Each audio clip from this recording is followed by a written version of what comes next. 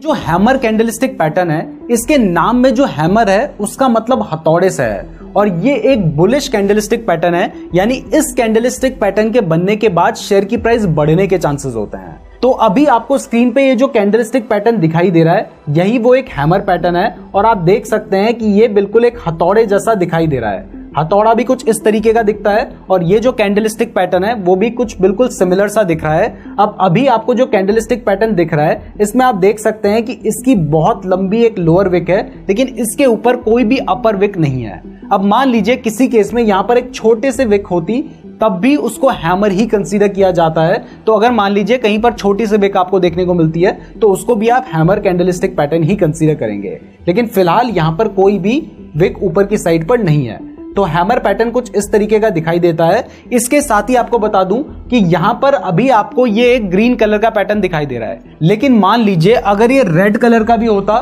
तब भी हम इसको हैमर कैंडलस्टिक पैटर्न ही कंसीडर करते और तब भी ये बुलिश पैटर्न ही होता, यानी इस पैटर्न के बनने के बाद शेयर की प्राइस बढ़ेगी जब भी ये पैटर्न बनता है। अब यहां पे क्लियर कर दूं कि हर बार कोई भी रूल्स फॉलो नहीं होते हैं। लास्ट में मैं आपको कुछ ऐसे तरीके बताऊंगा जिससे आप कंफर्म कर सकते हैं कि जो कैंडलस्टिक पैटर्न बन रहा है उसके बाद शेयर की प्राइस बढ़ेगी या फिर नहीं बढ़ेगी, क्योंकि कई बार फेक सिग्नल्स भी मिलते हैं। तो ये जो कैंडलस्टिक पैटर्न है, अब ये बन कैसे रहा है उस पर ध्यान देते हैं। तो देखिए, हमने आपको बताया है कि ग्रीन कैंडल कब बनती है। ग्रीन कैंडल बनती है जब शेयर की प्राइस यहां पर ओपन हुई, ओपन होने के बाद शेयर की प्राइस हो सकता है नीचे तक गई, यानी ये इसका लो पॉइंट है, और ऊपर जाने के बाद यहां पर शेयर की प्राइस हो गई क्लोज। अब इसके बाद अगर हल्की सी ऊपर विक होती तो यहां पर ये इसका हाई पॉइंट हो जाता। तो इस तरीके से ग्रीन कैंडल बन रही है। तो इस कैंडल के बनने का मतलब क्या है?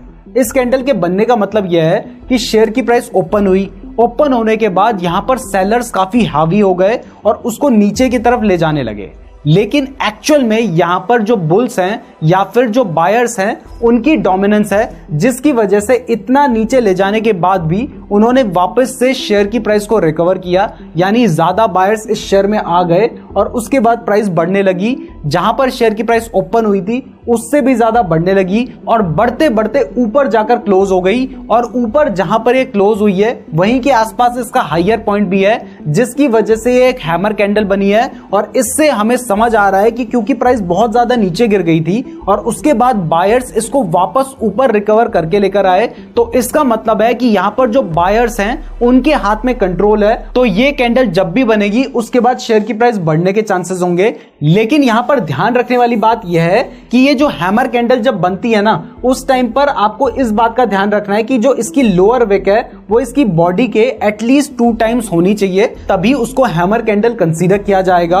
और सबसे ज्यादा इंपॉर्टेंट पॉइंट यह है कि एक हैमर कैंडल तभी बुलिश सिग्नल देगी जब वो डाउन ट्रेंड में होगी, यानी पहले शेयर की प्राइस गिर रही थी, उसके बाद यहां पर बायर्स के हाथ में कंट्रोल आया है, तो इसका मतलब है कि यहां से शेयर की प्राइस बढ़ सकती है, यानी इससे पहले जो स्टॉक है वो डाउन ट्रेंड में होना चाहिए।